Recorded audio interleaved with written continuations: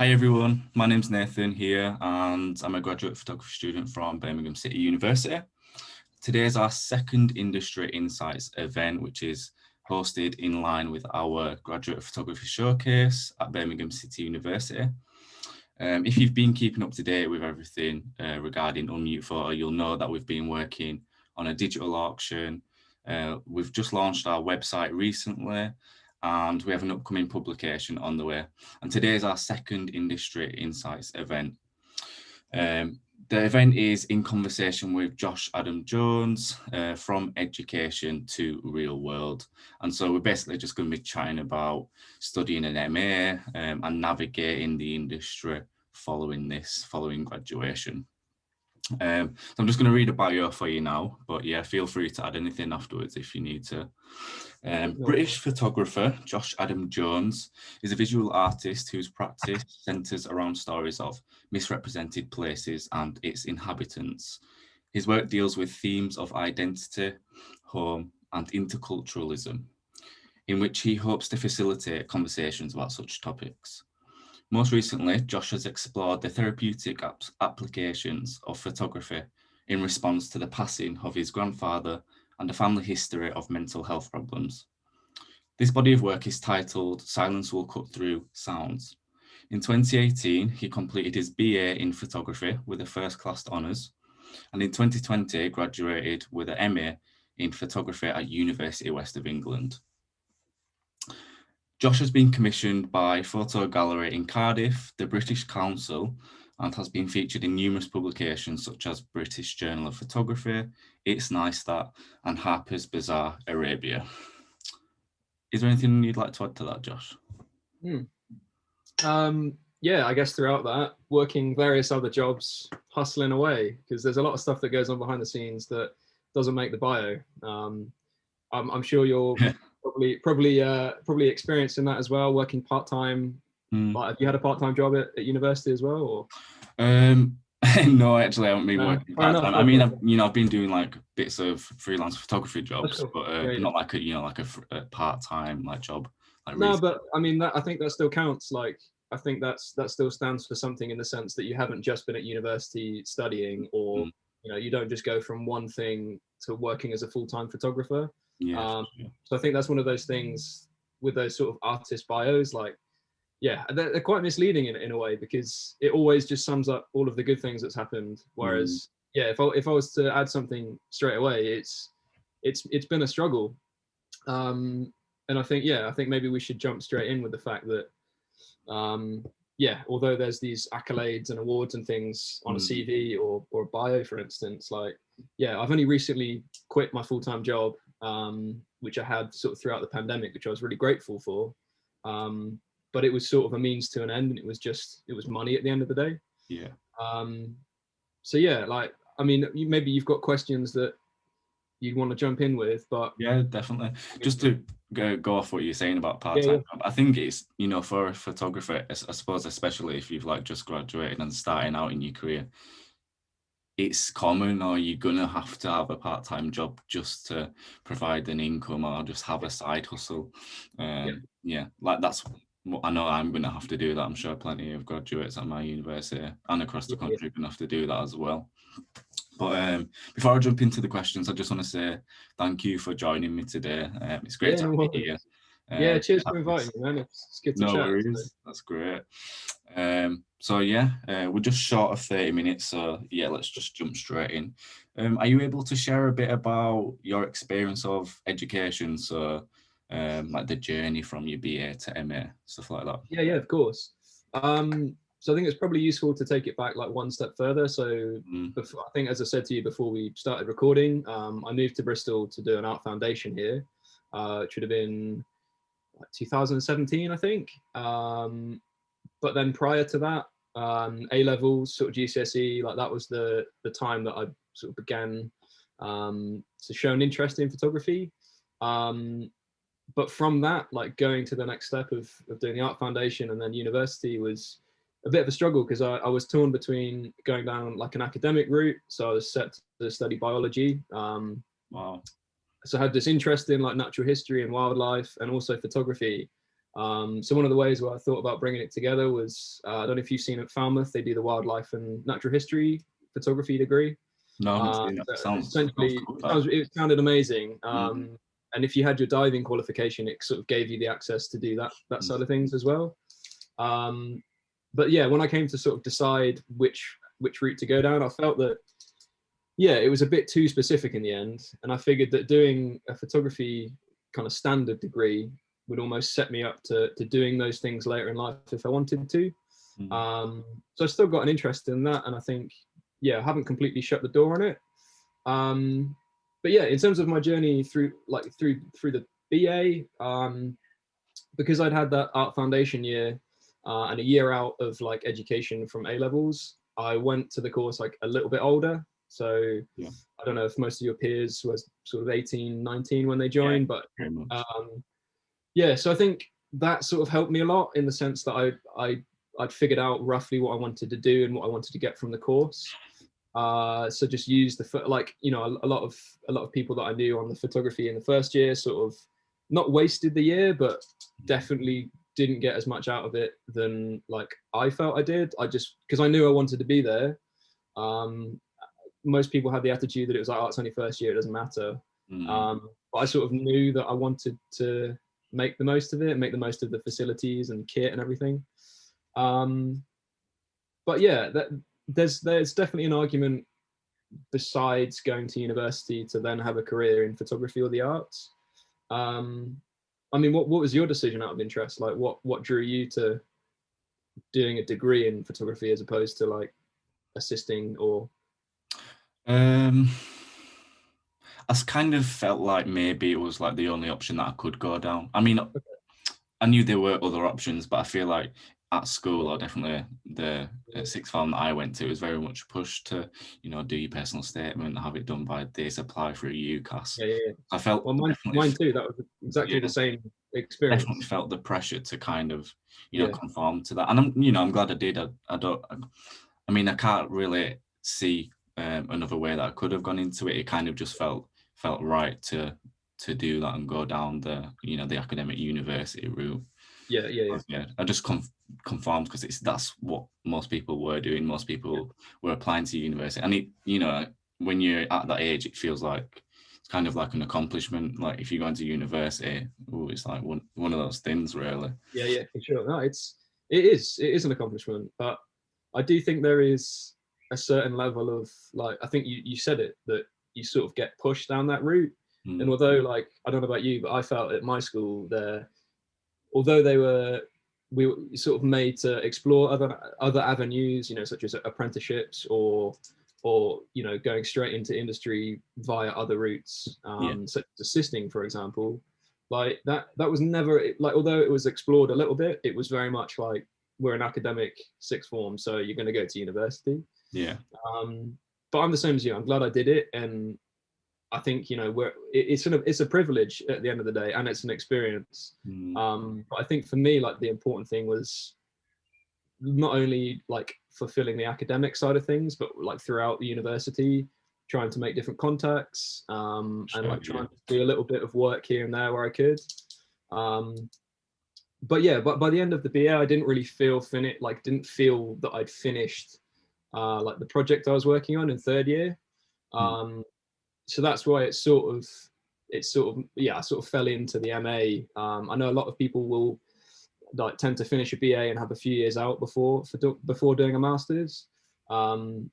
But yeah, like life circumstances and everything, it just sort of fell into place, and I'm glad that I did it in that way. mm. So did you Um, jump straight from the BA to MA straight away? You didn't take a year exactly. off or anything? No, I didn't take Oh, any gap away from it. yeah, Like there's a couple of factors from that. It was the fact that I didn't, yeah, I had this project that I'd worked on in third year and it wasn't fully finished. mm, So it kind of made sense to have that support, and there was definitely like a level of like from BA to MA, from third year to MA study, there was like not a massive shift, but there was a noticeable shift in like the level of teaching, the level of like understanding that I think I went through as a sort of like, what am I trying to say? Basically, from BA to MA, it was a step up. yeah, but I felt like that's what I needed to sort of keep my own personal art practice going. Yeah. As well as like, so Aaron Schumann, one of the sort of artists that set up the MA at UE, his sort of ethos has always been about using personal work to keep you going, whether that's just on a very personal level. And then how do you make the connections between the personal work you make and making money out of it? Yeah. Which is essentially what I've been taught all the way through the BA and MA. I don't know what it's been like at your university, but I think having that focus on using your personal practice as a way of sort of finding work that is able to be monetized. Because essentially we've all got to make a living, we've all got things to pay for. Yeah. But yeah, that's sort of my experience. Cool. Yeah, I mean, how's it been for you? Has it been focused heavily on industry, or has it been more about exploring your own projects? I think I'd say exploring your own projects. It is very much being like kind of like research on projects as well. So like I'd say definitely like the first 2 years, more so first year, it was quite a lot of research. I know like the course now has kind of switched itself. It's very much gone like very much practical based. But yeah, we have had lots of lectures like looking into industry and how to prepare yourself for that as well. Yeah. Which has been good to have that balance. Yeah. Nice. Cool. Thanks for sharing that. To move on, what's one thing or several things that students can do today to help themselves in the future? Are you talking specifically about third years, like your year? Yeah, third years, so graduates. Yeah. I think from the top of my head, like the first thing I'd say is exactly what you've done. I think, you showed initiative. Like, I don't know whether people have voted you in to organize these things or whether you've done it off your own back. But there's a lot to be said about like reaching out to other photographers or other artists in the industry that you either are inspired by or, you think you'd want to just go for a pint with.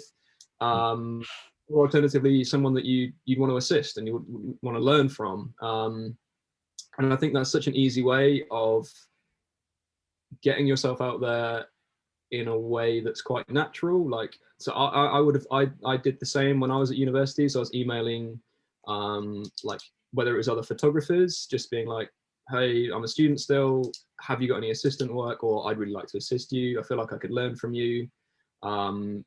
Mainly targeting at people that I found inspiring or that, whose work that I really liked. And then also emailing other people with my own portfolio and just being like, look, I've been working on these projects. What do you think? Or is there an avenue that we can explore to publish the work, for instance? So I think that would be my number one tip, is just to reach out to people in a way that's quite natural and just try and get good at sending emails, because obviously, even I feel like I get a lot of emails, but I don't, in comparison to someone that's like a picture editor at a magazine, for instance, that's going to be just inundated with loads of stuff. So it's just finding a way that's good for you, just to get your point across and to get your work out there.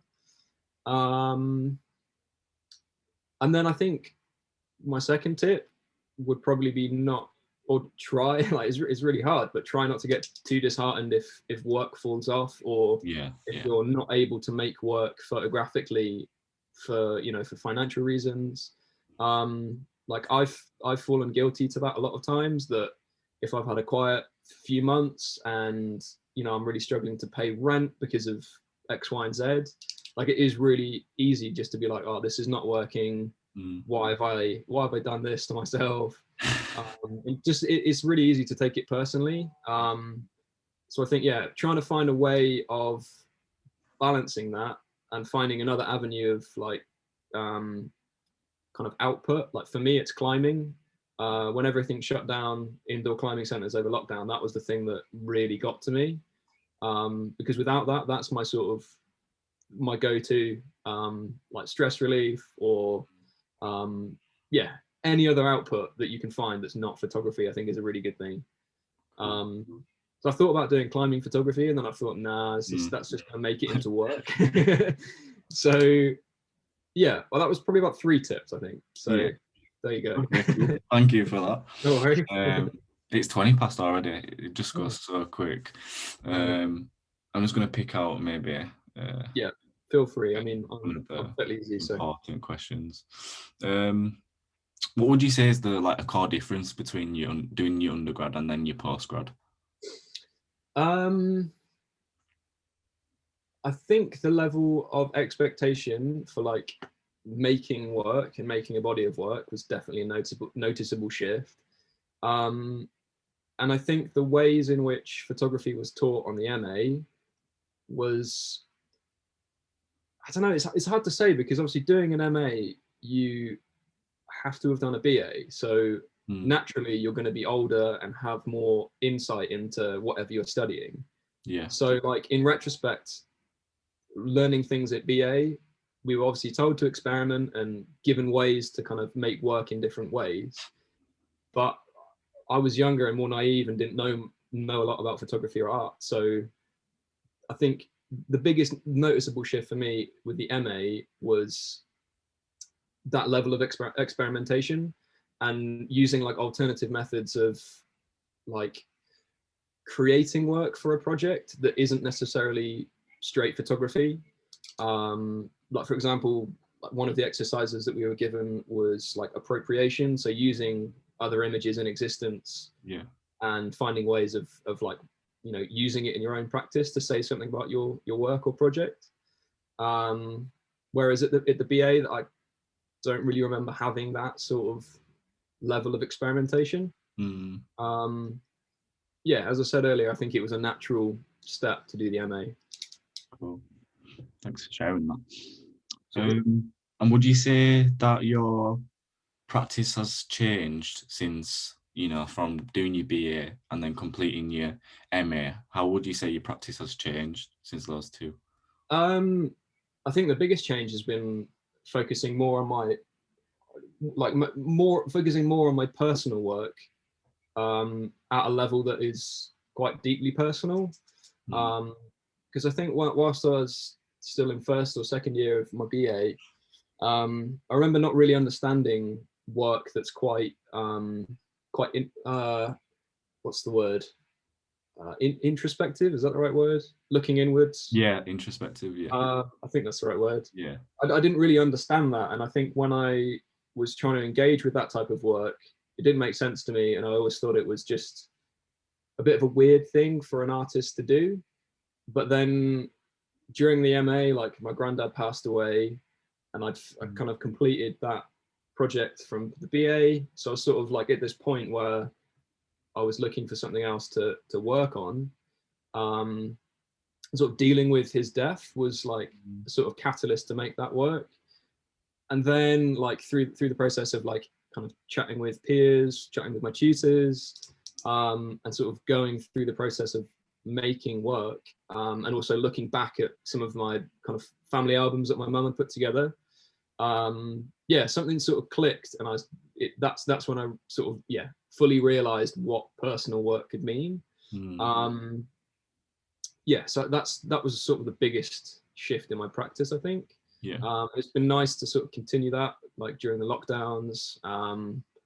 Yeah, and it's always nice having work that's ticking away in the background, that doesn't have a deadline. It doesn't have you know, a creative director saying we need files by Monday. So yeah, I think it's nice to have those sort of projects in the background. Yeah, definitely. And did you graduate during COVID? Yeah, so it was like right in the midst of it, I think. So it was last summer.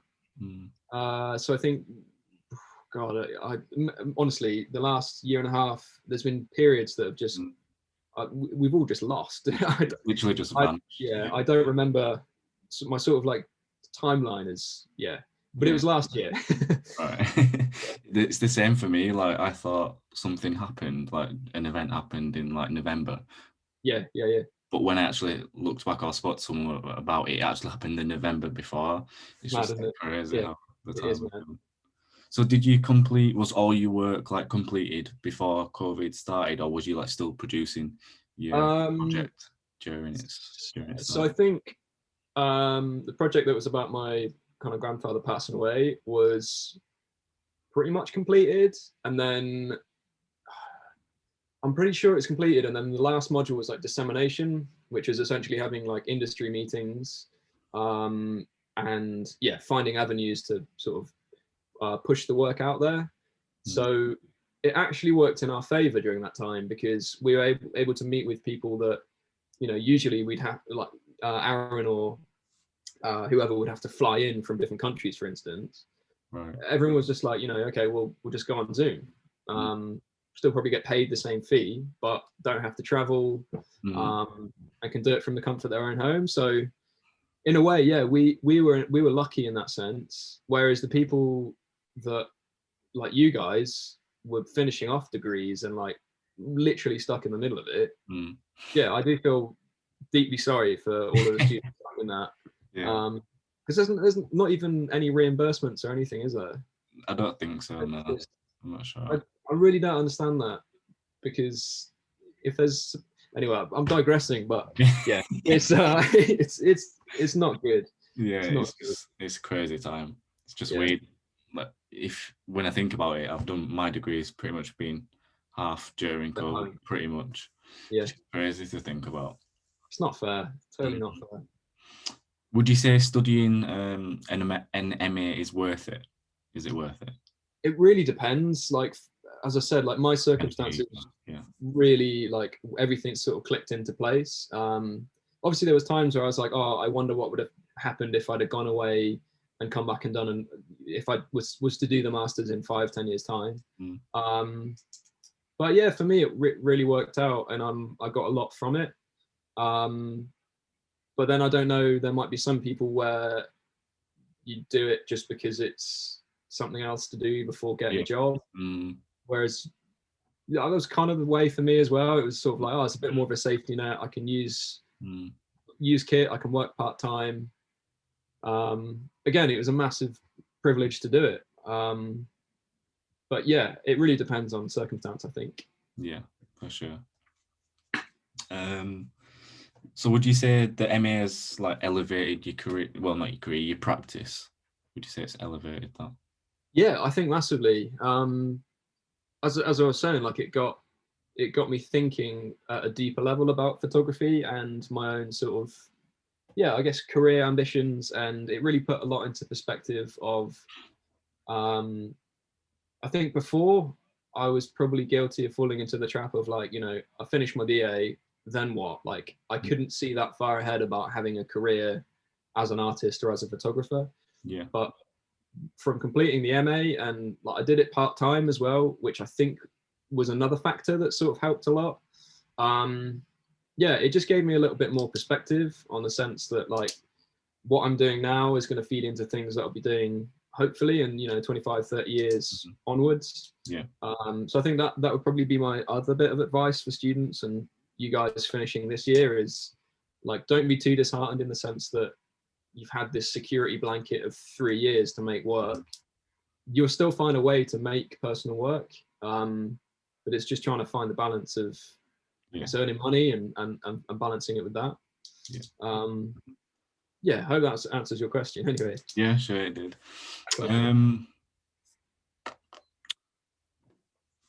There was a question that I thought in my head that isn't wrote down, but I've completely forgot it. might come back to you. It's to do with funding. So funding your MAs, it's a bit different to your BA, right? Is it all you've got to fund it yourself, or was there any opportunity from your experience? Was there any opportunity for like bursaries or scholarships, stuff like that? As far as I'm aware, and this is probably worth fact checking, but you should get 4 years student finance from the government. So I'm fairly certain, because mine was a part-time course, which was, I think it was around about 2 years. I got funding for it as part, so it was a student loan. All right. But I'm just wondering how that would be the case if it was 4 years. As I said, it's worth checking like worth looking into. But for me, because I did one BA, so at 3 years, and I didn't like retake a year or transfer unis or anything. I was able to get a postgraduate loan, which to be fair was another factor for going straight onto the MA, because I think I remember hearing talk about the possibility of either being that funding being cut, and I just figured like it would make sense with the Tory government, so I just jumped in and did it while I could. But yeah, another thing to bear in mind is if so my university that I did the BA at, you get a discount if you do postgraduate study at the same university. Yeah, it's the same. If it's the same with you guys, then that's another factor. Yeah, I got to a stage where I was just so much in debt from student loan that it's like, what was another 10k? Like, yeah, exactly. it's such a backwards thing, but yeah, there is that. Yeah, bottom line is there should be student loan and kind of grants available as well. Yeah, nice. I know you mentioned you kind of, did you say that the project that you did in your BA, it kind of prepared you for your MA? Is that correct? You had a project to work from or expand on? Yeah. Well, that was what that's what happened with my circumstances, basically. Yeah. What was your question? Did you want me to expand on the project or just? So the project that you finished or you graduated with your BA with, that kind of prepared you kind of used that project or furthered that project in your MA. Is that correct? Yeah, no, exactly. Yeah. I can't quite remember the timeline of events, but I was trying to get funding during my final year to basically go back to Oman and finish the work. But then I was fortunate enough to apply to an open call with Photo Gallery. Yeah. They were partnered with British Council. They were basically looking for people that were making work in the UK as part of like Arabic diaspora, or people in the UK making work in the GCC region.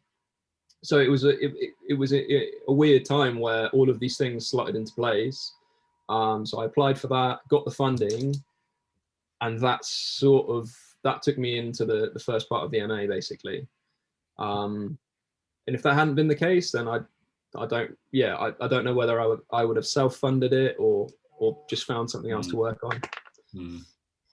But yeah, that's how it happened. That project that you did in Oman, is it Oman? Oman, so Oman. Oman, yeah. What was it that drew you to that project? So originally, like the way that I found out about Oman was I was signed up to this sort of newsletter called Jack's Flight Club. I don't know if you've heard of it. No, I've not heard of it. It's like a periodic newsletter. You can either pay for it or you just get like a free, like every week or something. Is this guy called Jack. He set it up, and every week he sends out a newsletter for flights to places that are going cheap. So most of the time it's from like the UK to this area of the world. And I remember seeing one of those, and there was a list on there, and Oman was on there. Hadn't heard of it, started researching.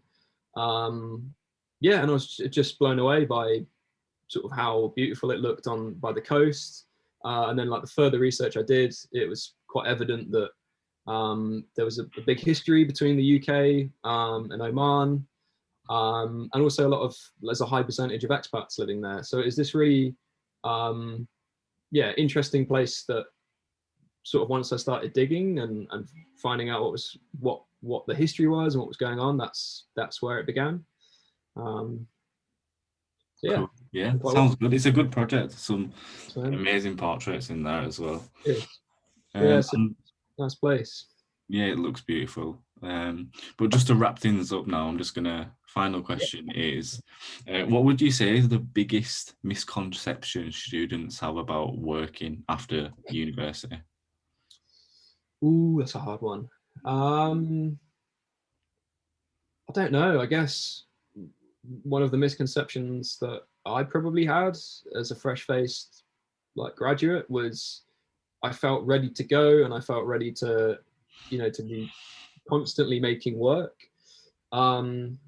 but then the realism and the perspective of that is there's also a lot of people and a lot of universities graduating every year. So I think that's a big factor to kind of consider and digest, that you're going out into the world with a lot of other people that, you know, probably want the same thing or want the similar thing from a career in photography.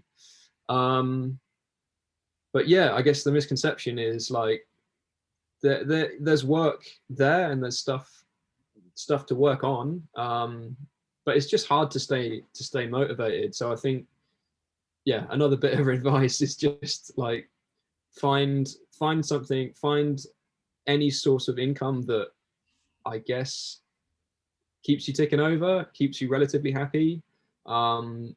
I mean, the dream is to find things that give you flexibility in making work as well as getting paid. But yeah, I'm not going to lie and say it's easy, because it's hard, but it's when it works, it's really great, and like I wouldn't want to do anything else. But yeah, when you're struggling for rent every month, then it's a different story. But yeah, it's just keep at it, I guess. It's all good. Thank you. Just to add on to that, how did you stay motivated when you felt, you know, uninspired or going through a tough time? I don't know, lucky in the sense that my partner's been very like supportive, and although we've had a lot of arguments because of me going through like, you know, tough financial times or whatever, I don't know, like as I said, climbing always helps. And then it's one of those things where you're having a bad couple of months, but then you have like, you know, a 5-day assisting job come through, which will cover you for the next like bit of time. Or, you know, like I said, I had a full-time job, which was at the university, which although it was like, yeah, not the greatest thing, not what I wanted to do, it was income. But yeah, I'm not gonna lie, man, like it's hard to stay motivated, and I don't have like a clear answer for that. But yeah, sometimes it's just finding those things that make you happy. Like we look after dogs every weekend as well, so that's another thing. Yeah, finding little things, I think. Yeah, that's what you know, it's appreciating those small things in life as well. And I mean, that's what the pandemic has furthered, hasn't it? Really, being more grateful of like people close by to you. Really, definitely, cliche as that sounds, like definitely a good thing. Cool. Wicked. Thank you for you know, joining me today. You know, it's been really good speaking to you and just hearing what you have to say about, you know, studying your MA and, you know, your work, and then how you've navigated the industry and your practice following graduation. So yeah, it's been great to speak to you. And I'm sure likewise, man. Sure that my cohort and anyone seeing this will be, you know, really find it beneficial to them. So yeah, if it helps just one person, then that's great. But yeah, it's been a pleasure, and it's been great to chat to you, man. Wicked.